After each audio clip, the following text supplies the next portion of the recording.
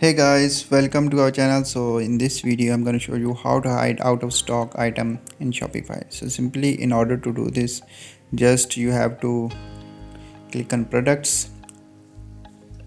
Now go to collections. Now click on create collection. Now here type all. Now automated selected.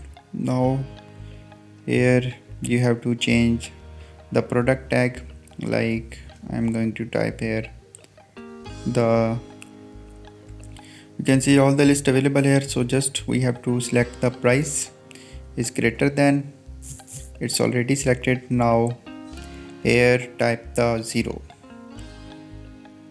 and then click on add another collection. Now here type the inventory stock is greater than 0.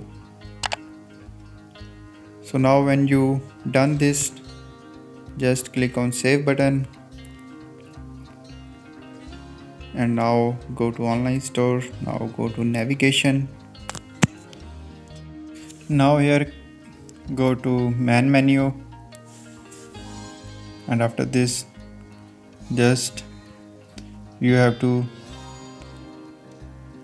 select or edit catalog just and type here the collections and now click on all. Now click on apply changes. So in this way you can hide out of stock item in Shopify.